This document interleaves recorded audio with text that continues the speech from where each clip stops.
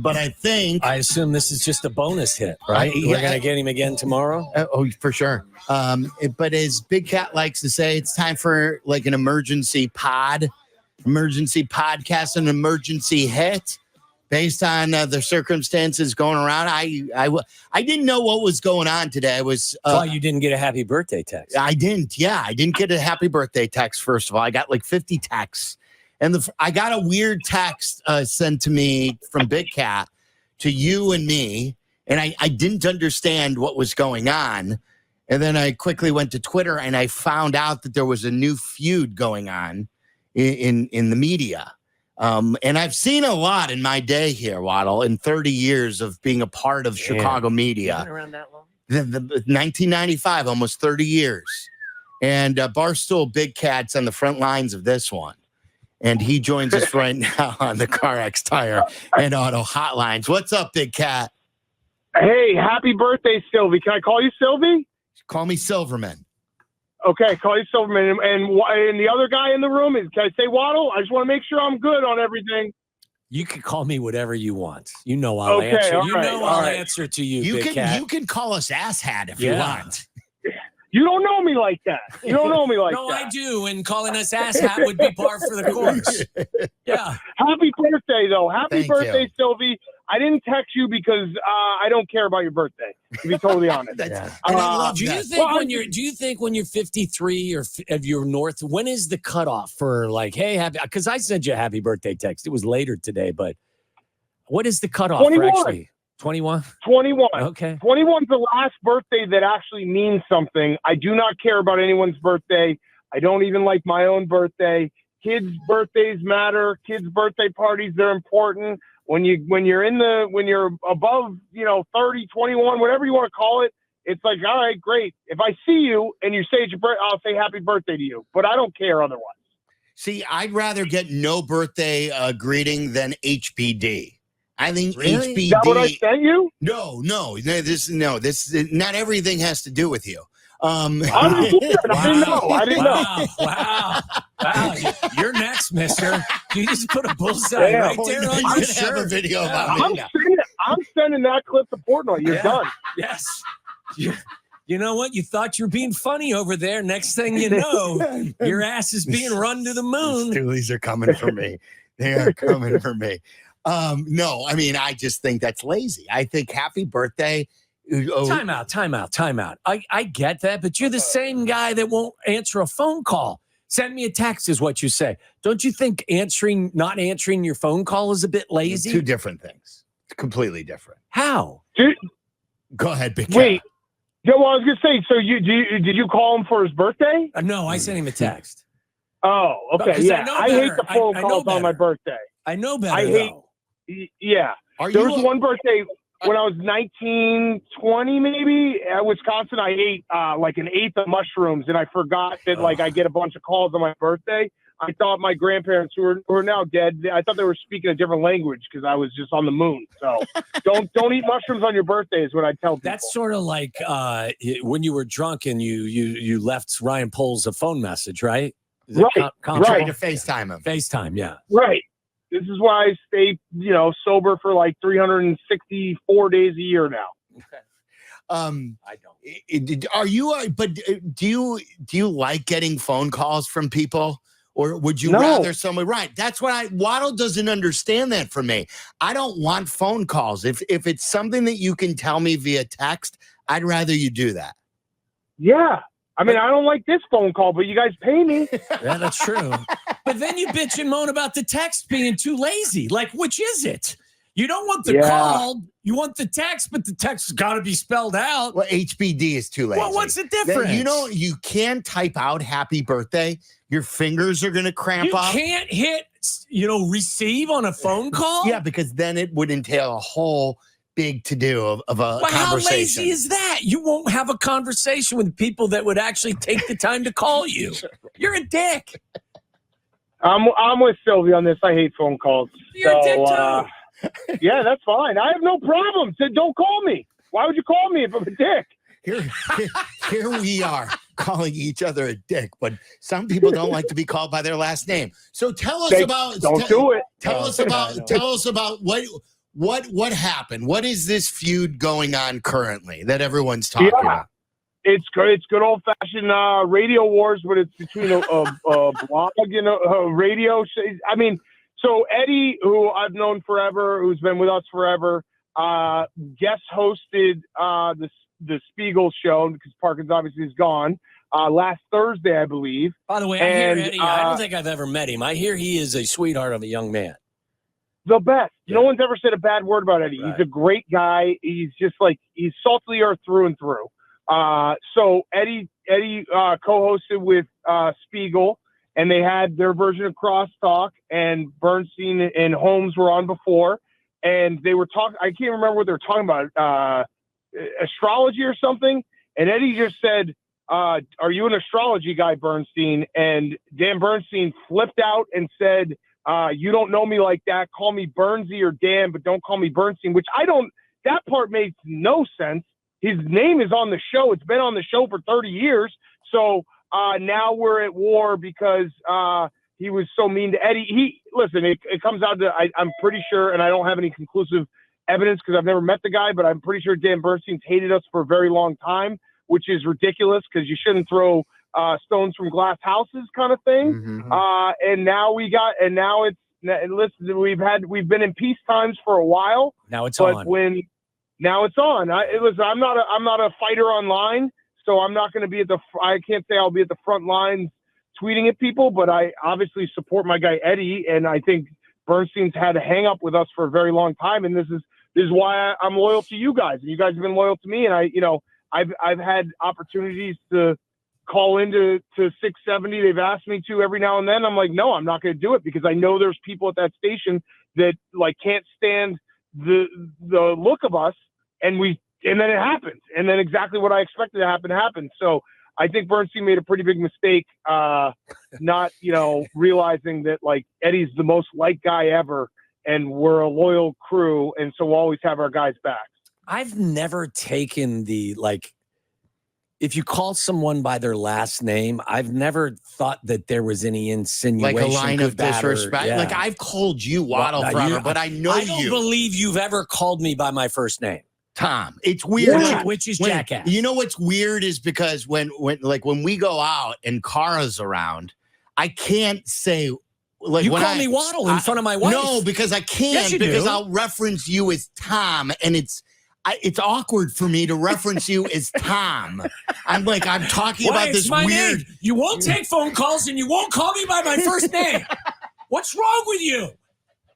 It's crazy. The whole thing. And the fact is, his name has been on the show for whatever it is, 30 years or whatever, 20 years. It's like, that's the thing. When he said you can call me Bernsey, it's like that would have, if Eddie had called him Bernsey, I'd have been like, Eddie, that was kind of over the line. What is that? The whole thing is nuts. It's nuts. And, listen, I there are some people at the Score that I'm friendly with, and that it doesn't change my opinion of them as people because that's who I am as a guy. Like I don't cast just because you work somewhere because you're associated with someone. I'm not like, oh, I'm never talking to you again. There are, if you know someone and you get to know someone, you judge them by who they are. You don't just make a judgment because Eddie works at Barstool that you're just going to be a jerk to him for no reason whatsoever. That's just not a good person. And so you're a lover, not a fighter. I've always thought of you I'm a lover, not a fighter. Yeah. So, but it is funny because it's like a nuclear war just went off in the middle of the day today, and I'm just sitting there laughing, chuckling at the whole thing. Eddie showed me this clip like on Friday, and I watched it like 10 times, being like, what am I missing here? And I wasn't going to tweet it out because I didn't want to fight Eddie's. Like I wasn't gonna, if Eddie didn't want to fight about it, I wasn't going to do that. And but then when it happened, I was like, yeah, let's go. We're mount up. Mount up. We ride. Yeah, we ride. Rough and rowdy. That's the thing, and that's the thing that I've always loved about you. Not to kiss your ass or anything about that, but the people that I hate most in this business are the ones who take themselves too seriously. And as you know, Big Cat, I'm super opinionated, and people who know me, and I'll come out with a strong take on something, or I'll be adamant, or I'll rant. But I understand that at heart, I'm just a giant idiot.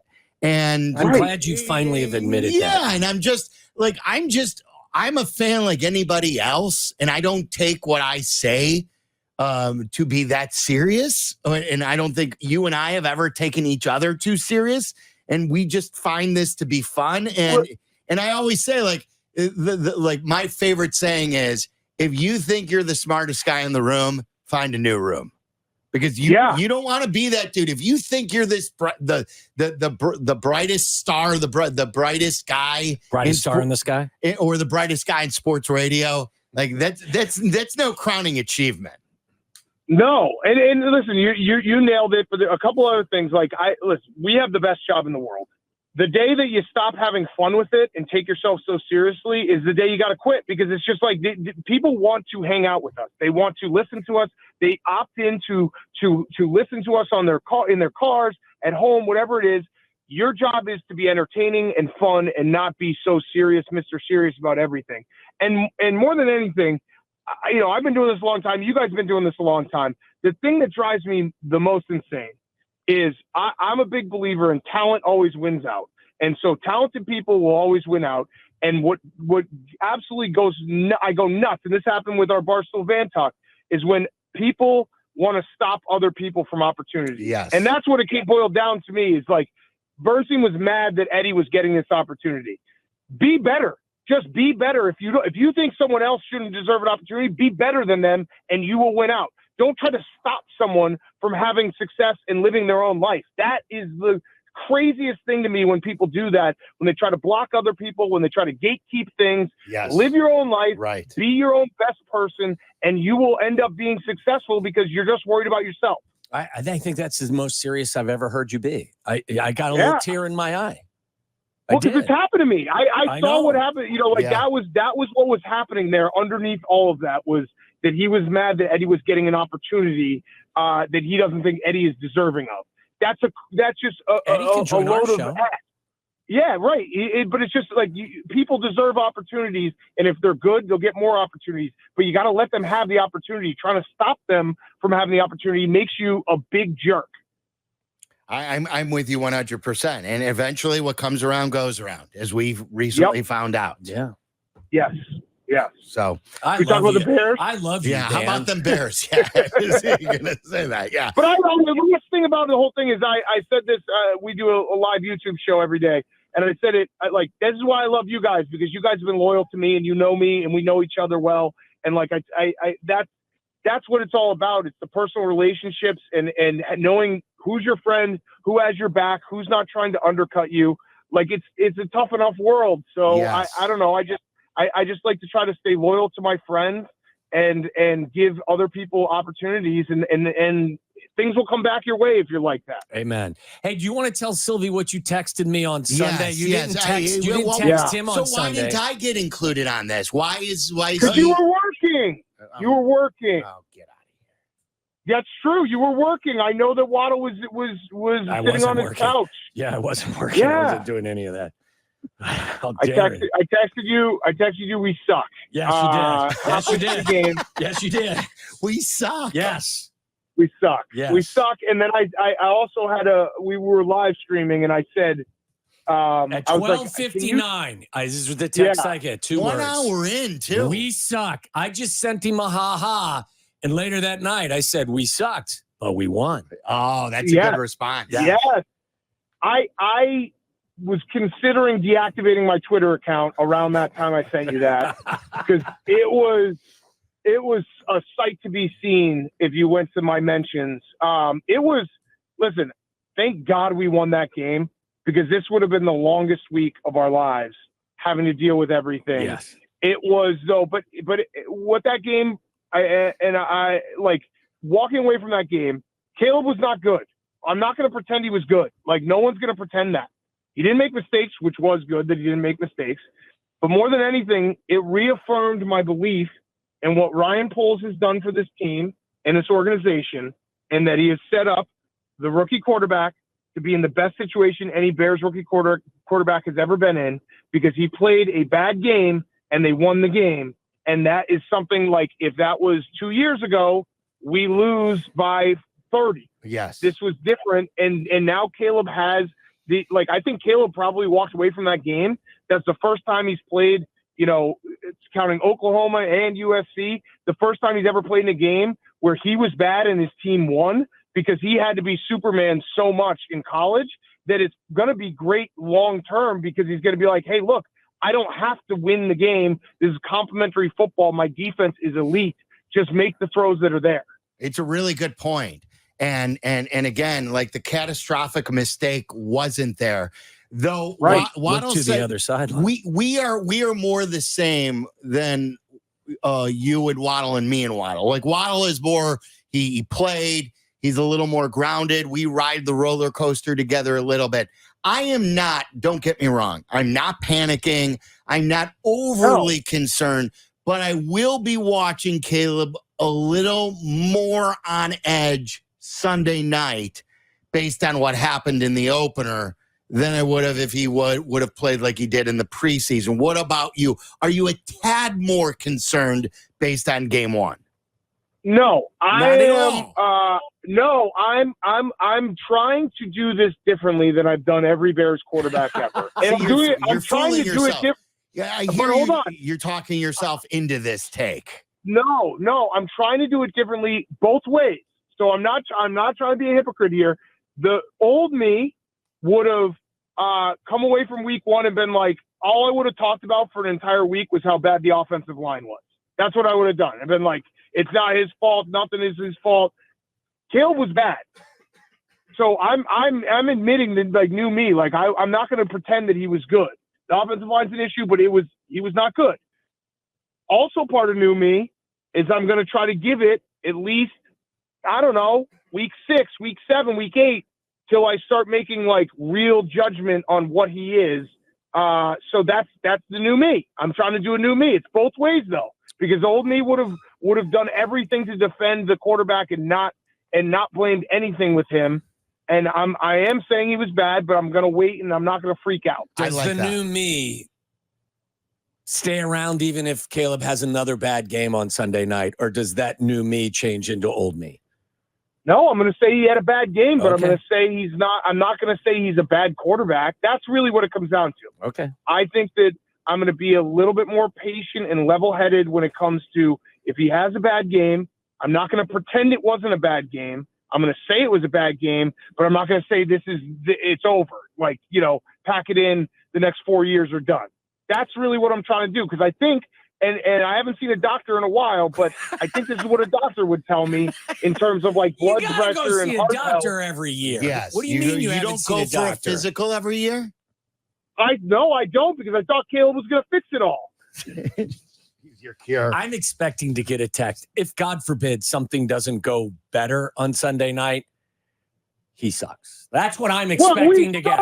I didn't say from you. On Sunday. I didn't say from you. I just said I think that I'm expecting to get somebody will send me that text, and I will try to calm that person because thank God we won. I do like the approach, and I've learned my lesson too. And I saw him, and I want to get your thoughts on that. I saw Cuddy on Sunday at the game, and I got his info, what suite he was in. I got some intel, and I barged into his suite, and he was sitting with his back turned to me, so I slapped him on the back, and I go, "Look who it is!" And then he turned around, and surprisingly, he was very happy to see me.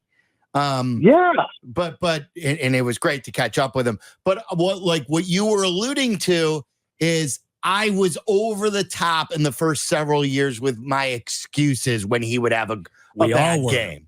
And I think the first step in all of this is to admit when our quarterback doesn't play well.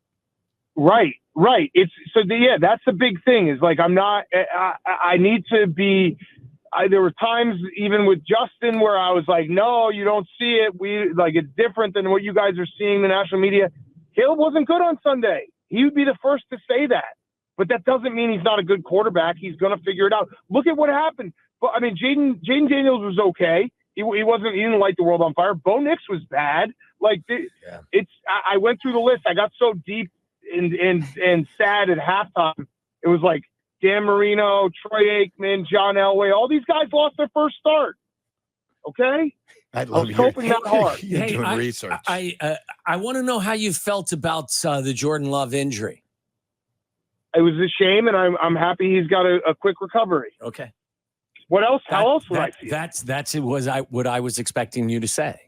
Very mature. Yeah, like, Yes, I don't very want anyone to mature. get injured. Yes. Yeah, listen, I hope he takes his time getting back. Yes. I don't want him to get re-injured.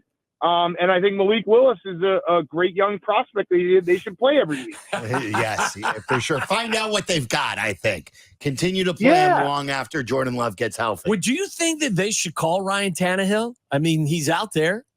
And Malik Willis them to. Malik Willis is used to playing behind him, so it would be, an easy transition. They should call Brett Favre. That's what I said. I honestly think Brett Favre could get out there. It would be fun. I think he'd do it. Call. He'd take the call these days, I think. I think he could use the cash now, too. He could use the cash. But, it's a shame. Real shame. Don't root for injuries. No. By the way, what is Rome out for Sunday? Probably. But, again, like what I heard today, talking to someone who knows, is that when he woke up yesterday, he was just tender. The way he described it, he was tender, and they just wanted to, as a precaution, get him an MRI. It wasn't like he came in limping or anything like that, and all of a sudden couldn't walk. He was he checked out fine after the game, and they didn't think much of it. And then when he woke up, he was tender, and he told when he went in for treatment, he said, "Look, I'm tender," and they said, "Let's get you an MRI just to be safe." And it was a grade 1 MCL. And I don't think they're overly concerned about it. Okay. All right. That's good. Also, have you guys got an answer why Cole Kmet wasn't out there more on Sunday? That was not yet. The two things that I saw outside of like Caleb has to play better is we got to figure out the center position. That was a disaster. Yes. Mm-hmm. And I don't know why Cole Kmet, like if your argument is, we need more blocking. Cole Kmet's a better blocker than Gerald Everett. And if you need more blocking, Mercedes Lewis should be out there. Yeah, no, if they were in, they never asked Gerald Everett to be an inline tight end at any point in the game. Look, I think it's a valid question for Shane Waldron. I think there's a couple of questions that are valid questions for Shane Waldron tomorrow. I got to tell you, though, Big Cat, after watching the game again, my bigger issue with that, and I think Cole's a fantastic player, I don't think the tight end was highlighted in the game plan at all. I don't care if it was Gerald Everett or Mercedes Lewis or it was Cole Kmet. The tight end position played virtually no role in the passing game as I watched that film. They were either there to seal the end. They were there to be an exit route at the very end. They played the tight end was, and that's a shock to me, knowing that Shane Waldron is a guy that has relied on tight ends quite a bit. Right. So that was the big one. And I also don't really understand, switching out offensive linemen who aren't injured. Like that feels like something should have gotten figured out preseason. You got to go with the 5 you got. So there's questions about the offensive line. There's questions about Shane Waldron. There's questions about Caleb. They got to figure that side out because I think you said it to me, Waddle, when we were texting after the game, like, look, if the offense plays like that, we're going to lose by 3 touchdowns. No doubt. On Sunday night. Like the Texans are not the Titans in terms of what they can do offensively. But again, we talked about it a month ago when we were talking about what are the fears with this team, and the defense was sneaky a fear. Just the fact that last year we finished strong, but it was who are they playing against? And I know Will Levis is not, CJ Stroud. But, man, that defense was good on Sunday, and, Taylor was incredible. And so I'm pumped. I'm pumped about that side. And if it takes a while for Caleb to get going, guess what? We know what a team that only can do defense and special teams looks like. Yeah, that's their whole life. This is going to be they're going to need their offense. If they're going to win in Houston or have a chance, their offense is going to have to carry a significantly larger load, so to speak, because that defense is going to be significantly more challenged by what the Texans bring. It's not just C.J. Stroud and the addition of Stephon Diggs and Nico Collins, who is a beast, and Tank Dell, but they signed Joe Mixon, who gives them something they didn't have last year, and Mixon ran for 160 yards. So, to think that the defense is going to hold the Texans to 10 points, I think is highly unlikely. This is a game where the offense is going to have to deliver something. Yeah. Do you have a comp to Big Cat for their love for Velus as far as another athlete that you remember a Chicago team loving a guy who has done as little as Velus Jones and actually hurts the team more than he helps the team? Yeah, it's crazy. I just want him out of my life. And he's a nice guy, but I want him out of my life. It's too much. I said he's like a hard worker with a good ferret story, and that's about it. Yeah, that's pretty much it. Talented or a very athletic guy with a good story and a good ferret story. Yeah. All right. Good stuff. We appreciate you. We love you. All right. Love you guys too. Always love you. We only say good things about you. Yes. Not all right. Love you guys. Say it. There I got you. There is. Barstool Big Cat. Kisses. It is one of the weirder feuds ever. We live in a weird environment. Oh yeah. You're reminded of that every day on social media. Every day. So do we call it Tom's World then? You can call it whatever you want. All right. I don't care. We've got Tom's World. If we're not going to use, you call it whatever you want. You call it Ass Hat's World for all I care. It was you kick it off. I do feel guilty about using your last name though in one context of my life, and I always have felt guilty about your this. kids call me Waddle. You think the part that doesn't bother me? That's where I feel guilty. You shouldn't. I don't care. That's my name. Like for my kids to be calling you and without the Mister, just to be called. I don't want to be called Mister. Braxton and Mason call you Waddle, which is fine. That's my name. They're 8 and 10. That's my name. All right, it's Waddle and Silvy.